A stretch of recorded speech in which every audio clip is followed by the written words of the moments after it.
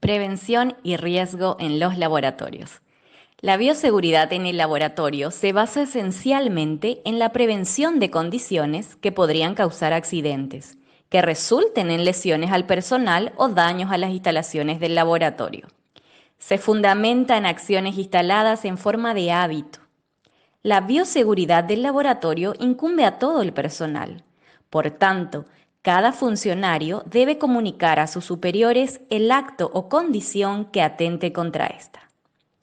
Dicho esto, presentamos la agenda de este material multimedia denominado podcasts, contenidos que tienen que ver con la prevención y riesgo en los laboratorios, concepto e identificación de peligro, concepto, identificación, evaluación y gestión de riesgo, diferencia principal entre peligro y riesgo, concepto de accidente laboral, concepto de incidente laboral y concepto de enfermedad profesional.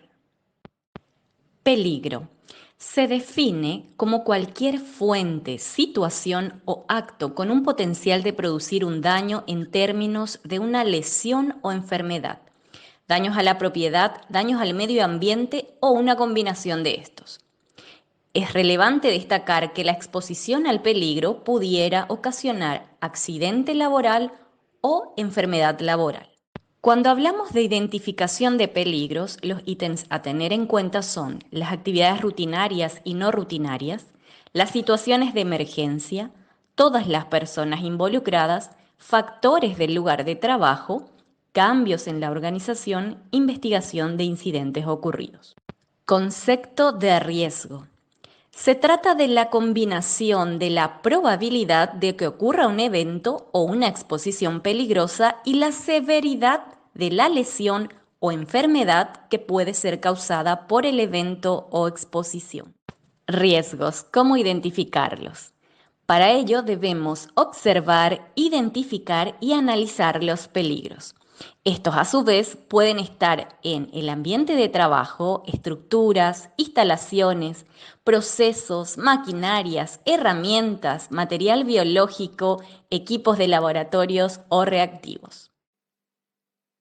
Evaluación de riesgos. Para ello, contamos con una herramienta de gestión que consiste en una matriz que nos sirve para analizar el nivel de riesgo presente en los trabajos, también para comparar por nivel de riesgo diferentes tareas, también para proponer acciones concretas para disminuir los riesgos y para estimar el impacto que estas acciones tendrán sobre el nivel de riesgo de los trabajadores. Por tanto, es importante, en primer lugar, identificar el peligro para luego evaluar el riesgo y, por consiguiente, establecer medidas de control del riesgo. Es así entonces como podemos clasificar a nivel de riesgo en tres partes. Un nivel de riesgo bajo, es decir, este riesgo puede ser tolerable. A un nivel de riesgo medio, en donde debemos iniciar medidas para eliminar o reducir el riesgo. Evaluar si la acción se puede ejecutar de manera inmediata.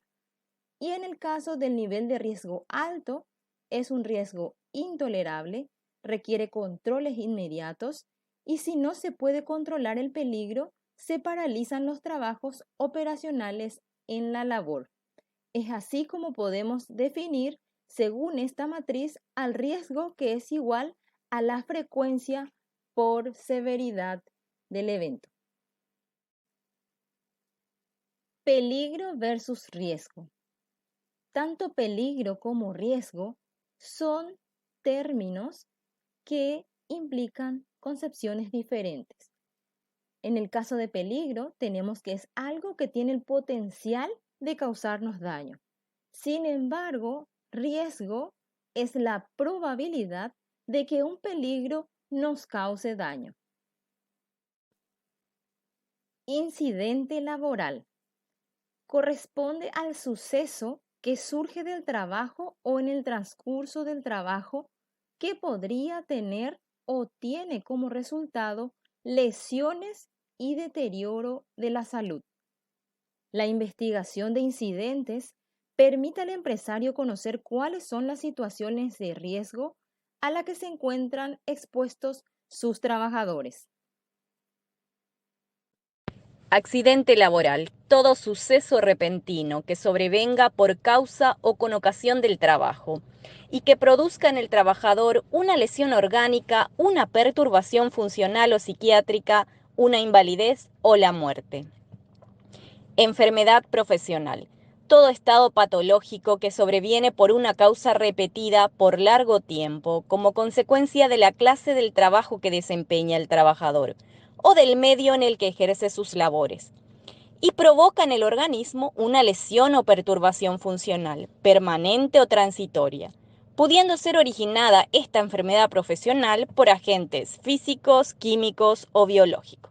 No olvidemos que una vez que conocemos el riesgo, debemos evaluarlo y posteriormente controlar el riesgo. Gestión de riesgo, planificar acciones como quién, cuándo, cómo prepararse para las emergencias, quién, cómo. Integrar las acciones a los procesos. Los controles no son efectivos si son tan solo una idea de último momento.